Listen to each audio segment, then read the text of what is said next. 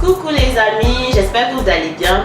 Donc voilà, aujourd'hui ma petite vidéo s'intitule Poursuivre sa maîtrise au Québec, bonne idée ou pas. On voit que beaucoup de gens viennent ici faire une maîtrise parce qu'ils pensent que ça va leur faciliter l'obtention d'un emploi après, et c'est pas forcément le cas, dépendamment du programme d'études que vous effectuez. Donc j'ai demandé à mon amie Ramiza de se joindre à moi. Je vais la laisser s'introduire.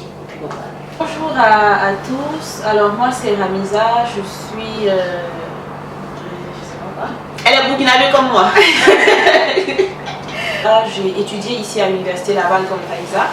Alors moi j'ai obtenu ma licence au Sénégal en gestion d'entreprise, et après cela je suis venue ici pour une maîtrise en marketing.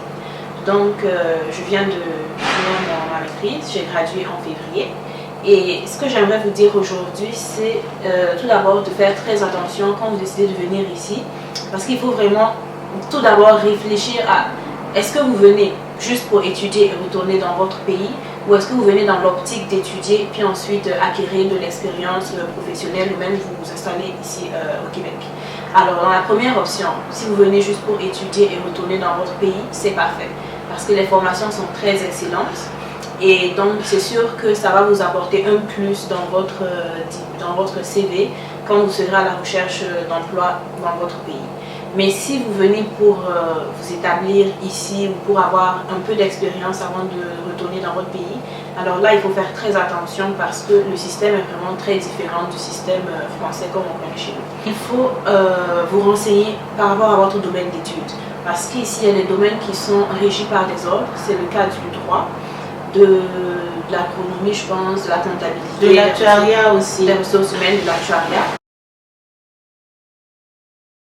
Ici, si vous venez pour une maîtrise en droit, ce qui est ici, c'est que vous avez probablement déjà une licence et une maîtrise et que vous venez chercher davantage de connaissances. Mais il faut savoir qu'avec une maîtrise ici, vous ne pourrez pas exercer pleinement dans votre domaine. Ce sera très difficile pour vous d'être par exemple conseiller juridique ou juriste d'entreprise parce que le droit est régi par l'ordre des avocats.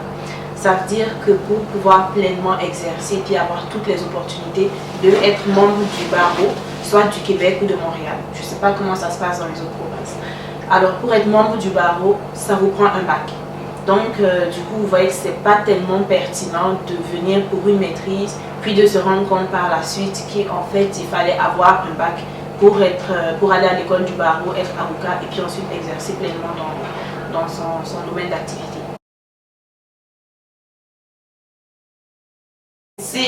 On peut trouver ça, on se dit qu'une maîtrise, c'est obligé que ça nous ouvre plus de portes. Mais ici, là, des fois, ça te ferme plus de portes que ça t'en ouvre en fait. Donc, il faut, comme mon ami a dit, il faut vraiment faire attention. Est-ce que vous venez ici pour vous installer ou est-ce que vous venez ici juste pour la maîtrise et repartir? Parce que si vous restez, faire une maîtrise n'est pas peut-être le choix optimal. Mais si vous cherchez à rentrer chez vous, si vous venez étudier pour rentrer chez vous, la maîtrise, c'est vraiment bien. C'est ça.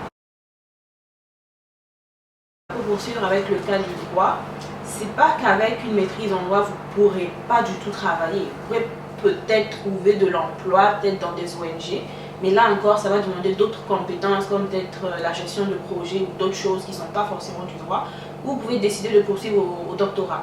Et là encore, ce sont de longues études et il faut vraiment avoir toute l'information pour ne pas se retrouver à un niveau avec une maîtrise et puis là, pas capable de trouver de l'emploi.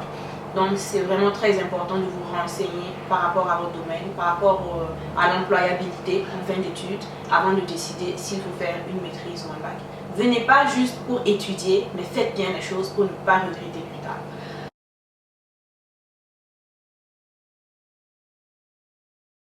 Il y a un autre aspect, celui du poids du diplôme par rapport au nombre d'années d'expérience. Alors ici au Québec, ce qui compte, ce n'est pas le nombre de diplômes que vous avez accumulé, mais c'est l'expérience que vous avez et les connaissances aussi. Ça veut dire que ce n'est pas parce que vous avez 10 000 maîtrises. Non mais je comprends ce que tu veux dire. C'est ça. Donc c'est pas parce que vous avez... C'est pas les maîtrises qui donnent, c'est pas le nombre de maîtrises qui donnent l'emploi. C'est ça, sur votre CV que ça va vous garantir un emploi. Ça ici en tout cas. Parce qu'une grande partie des emplois ne nécessite pas une maîtrise. Ça nécessite un niveau bac ou même un niveau technique qui est inférieur au bac. Alors donc, avoir une maîtrise, c'est genre vous placer là, alors que les employeurs ont besoin de ça. Donc vous voyez que c'est pas forcément pertinent, c'est pas forcément le meilleur des choix. Dans ce sens-là, ça serait peut-être plus intéressant pour vous de commencer par un bac, puis ensuite d'aller faire la maîtrise. Sinon, ce que vous risquez, c'est de vous retrouver avec un emploi qui est au-dessous de vos compétences, avec un salaire inférieur aussi à ce que vous devriez normalement avoir, ou même vous retrouver à travailler dans un domaine qui ne vous intéresse pas du tout, juste parce que vous devez entrer par la petite porte et puis ensuite gravir les échelons. Ici, là, les diplômes, là, laissez ça. Il faut l'expérience. C'est pas... Ici, les diplômes, oui, c'est bien, ok? C'est bien pour avoir des postes supérieurs, c'est bien et tout, mais c'est plus l'expérience qu'on valorise. C'est ça. Donc, une maîtrise sans expérience, c'est chaud quand même. Avant de venir ici, déjà, renseignez-vous. Sachez ce que vous voulez, ayez un plan bien défini. Qu'est-ce que vous voulez? Est-ce que vous voulez rester ici ou est-ce que vous voulez faire la maîtrise et retourner chez vous? Ensuite de ça, quand vous arrivez, c'est important d'aller voir un conseiller. Parce que quand on arrive ici, on n'a pas l'information et on ne demande pas non plus.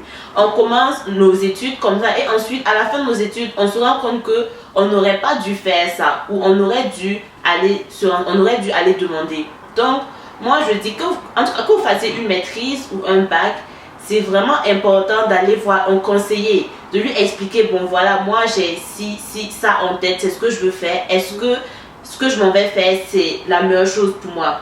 Est-ce que je m'en vais faire une maîtrise en, je sais pas, une maîtrise en droit? Bon, on va parler du droit, quand on parlait de ça. Est-ce que je m'en vais faire une maîtrise en droit parce que je veux faire tel, parce que je vais être avocat, parce que je vais être juriste? Est-ce que c'est la meilleure option pour moi? Et là, le conseiller va vous dire, non, en fait, vous devriez peut-être vous diriger vers un bachelor, pas vers une maîtrise.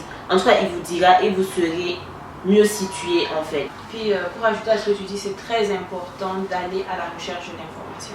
Parce que l'information ne viendra pas vers vous, c'est à vous d'aller à la recherche de l'information pour ne pas regretter vos choix plus tard.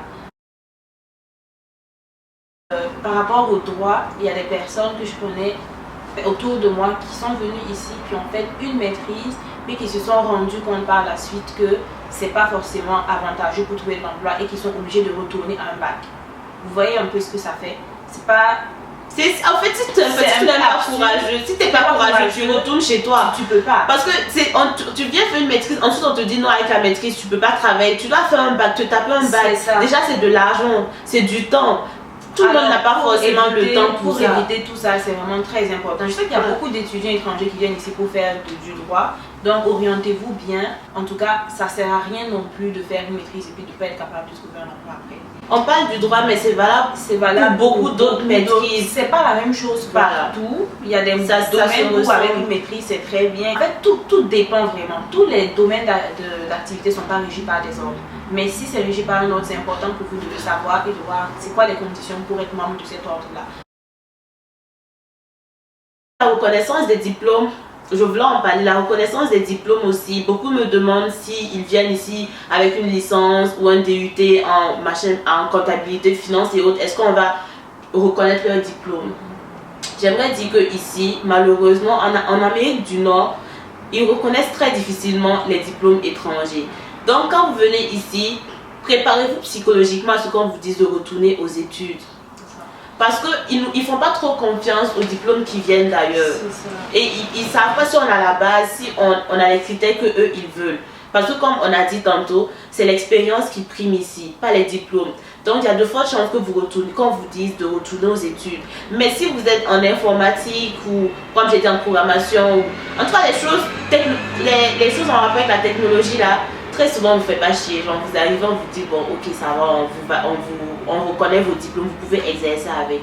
Donc il y a tout ça aussi, il faut bien réfléchir, il faut bien demander. Quand vous arrivez ici, si vous avez un diplôme, même s'il y a de fortes chances qu'on vous dise de retourner aux études, prenez la peine, vous ne perdez rien, prenez la peine d'essayer de faire reconnaître vos diplômes. Toujours évaluer qu'est-ce que vous avez à gagner par rapport à qu'est-ce que vous avez à perdre. Exactement. C'est sûr, si vous êtes dans une optique de rester et puis d'avoir de l'expérience, c'est vrai, vous avez déjà peut-être commencé un certain programme, mais si, mettons, vous avez déjà eu une licence ou une maîtrise, mais si ça vous prend de retourner au bac, c'est quoi? C'est 3 années?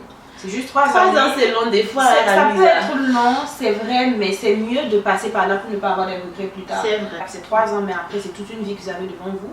Puis c'est votre carrière professionnelle que vous cherchez à construire. Si vous voulez éviter qu'après la maîtrise, on vous dise de retourner au bac, tout simplement demandez avant de vous lancer. En tout cas, demandez vraiment avant de vous lancer dans la maîtrise. Ici, c'est très important. C'est pas toujours la chose à faire. Contrairement à ce qu'on pense, comme quand une maîtrise, ça nous ouvre forcément des portes. C'est pas tout le temps. C'est pas tout le temps le cas. Parce que vous allez aller dans une entreprise postuler et puis votre directeur n'a même pas de maîtrise. Donc la maîtrise, c'est vrai, c'est bon, mais on a besoin de ça pour les postes de direction. Vous n'avez pas d'expérience, vous ne pouvez pas accéder au poste de direction. Donc, il n'y a pas que du négatif. Il n'y a pas que du négatif. Il y a beaucoup de positifs. Selon votre domaine, et comme l'université dans laquelle vous allez, si c'est une très bonne université dans le domaine, c'est parfait. Donc, la maîtrise, c'est pas, on ne vous dit pas que c'est pas bien, mais réfléchissez. Quand on s'entend là, des postes auxquels, comme elle a dit, vous ne pouvez pas accéder sans maîtrise. Mais la maîtrise avec de l'expérience, ça c'est intéressant. Mais là encore, sachez que les employeurs ici privilégient l'expérience acquise au Canada. Tantôt on parlait d'avoir de l'expérience. On disait que l'expérience prime plus que les diplômes. Donc quand on dit expérience, je vais laisser Ramisa vous dire, quand on dit expérience, c'est quel genre d'expérience on veut. C'est de quel genre d'expérience on parle en fait. Alors quand on parle de l'expérience, de par exemple la maîtrise qui nécessite que vous ayez quand même de l'expérience, c'est que dans les offres d'emploi on demande comme 5 à 6 ans d'expérience souvent, parfois 10 ans d'expérience. Alors c'est l'expérience professionnelle, c'est-à-dire c'est l'expérience que vous avez acquis au cours d'un emploi dans une entreprise et dans votre domaine. Donc c'est vraiment un emploi que vous avez eu, dans lequel vous avez lié à votre domaine et au poste que vous convoitez. Ici, vraiment au Canada, parce que c'est cette expérience-là qui est primordiale par rapport à toutes les autres expériences. Même du bénévolat, c'est une expérience ici. Par exemple, dans le domaine de la finance, si tu es en comptabilité, tu pourrais faire les déclarations d'impôts des gens. Par exemple, si vous avez eu à faire la déclaration d'impôts, si vous avez été adjoint en comptabilité dans une entreprise pendant, mettons, 2 années, ou si vous avez, je ne connais pas les dénominations. Même à l'université, je l'avais dit dans une de mes vidéos, je le dis tout le temps, même à l'université, il y a des associations étudiantes qui font des activités en rapport avec la finance. C'est pas la même chose. Il y a l'expérience professionnelle d'abord et puis après il y a l'implication étudiante. Mais c'est de l'expérience. Tu apprends, tu fais des choses pareilles. En fait, je sais pas, mais je pensais comme dans le cas de la maîtrise, quand on te dit 5 ans d'expérience, genre quand les entreprises demandent l'expérience là, c'est quoi? Mais en tant qu'étranger, ça aussi c'est bon. Tu peux le rajouter, ça aussi c'est bon. Mais l'expérience professionnelle, c'est vraiment ce que, premièrement, ce qui est intéressant, c'est ce que tu as eu dans une entreprise. Oui, c'est vrai. Même si ça chauffe là, même si c'est gratuit là, gratuitement là. Dans la vidéo, ouais, je pourrais mettre ça. Moi, quand je cherchais mon stage là, j'étais tellement désespérée que j'étais prête à dire ok, gratuitement, je suis prête à travailler dans l'entreprise. Prenez-moi pitié, même si c'est gratuitement là, je suis prête. Enlever 20 heures semaine dans mon, genre caler 20 heures semaine dans mon emploi du temps, ça me dérange pas tant que j'ai l'expérience et tant que j'ai quelque chose de consistant et de crédit. On dit crédit ou de crédible à mettre sur mon CV. Moi, en fait, c'est ça qui importe. Donc, l'expérience, l'expérience, c'est vraiment tout ce que vous avez eu à faire dans une entreprise, c'est la meilleure des choses. Ou sinon, à l'université, comme tu l'as dit, participer aux compétitions, entrer dans des comités, comme ça va compter dans votre expérience professionnelle. Oui, on compte aussi les jobs étudiants que vous aurez pu avoir. Ouais, c'est sûr. Les jobs étudiants parce que ça fait partie de l'expérience. En fait, ça fait à travers l'expérience, que ce soit dans un boulot dans un magasin de vêtements ou dans un cuisine, c'est pour qu'on veut voir votre capacité à vous intégrer dans la société. Parce qu'on ne veut pas prendre des gens qui seront à part. On veut des gens qui peuvent s'intégrer dans la société québécoise. On veut des gens qui ont une bonne capacité d'adaptation et d'intégration. Donc même le bénévolat, tout ce que vous pouvez faire en dehors de vos cours qui peut vous apporter quelque chose, même si vous jugez que ça ne vous apporte pas forcément quelque chose, faites-le, ça va compter beaucoup et ça sera très important sur votre CV. L'université, c'est pas elle qui va s'occuper de votre intégration mettons, dans le Québec. L'université, vous venez pour des cours. Et même la maîtrise, une excellente formation. Même la maîtrise, l'université ne peut pas prendre cas par cas ceux qui font maîtrise en 6, ça pour vous dire non, en fait la maîtrise c'est pas la meilleure option. Quand vous venez, c'est que vous avez préalablement pris les informations, exactement. L'université se charge de vous offrir une excellente formation. C'est ça, donc l'université ne peut pas tout faire. Il y a une part que vous devez faire aussi. Et nous on voit des gens qui arrivent, qui finissent, qui ont travaillé dur dans leur maîtrise et qui finissent et il n'y a pas le boulot, c'est compliqué. Ils s'orientent vraiment très mal parce qu'ils n'avaient pas d'informations. Puis ensuite ils regrettent d'avoir fait ça. C'était de l'argent, c'était des nuits blanches pour étudier. Du temps vous avez aussi. de bonnes notes mais finalement vous n'êtes pas capable de trouver l'emploi de vos rêves parce que vous ne correspondez pas au profil recherché. Donc c'est très important de savoir c'est quoi le profil recherché dans votre domaine avant de vous lancer. Ben, on va vous mettre des liens. Voilà, on va vous mettre des liens où vous pouvez avoir plus d'informations. C'est ça, par rapport à quoi faire quand on envisage de venir au Québec, par rapport aux études, aux domaines réglementés par les ordres, comme je disais tantôt. Et puis voilà, à possibilité même d'obtenir des équivalences par rapport à votre diplôme ou non. En tout cas, vous pourrez consulter ces liens. Bon, nous avons fait le tour de tout ce que nous avions à dire. Donc, on espère que la vidéo va vous servir. Et encore une fois, n'hésitez pas à parler autour de vous. Parce que c'est important aussi qu'il y ait du bouche à oreille pour que l'information circule. N'hésitez pas aussi à partager la vidéo. Donc voilà, portez-vous bien. Ciao, ciao.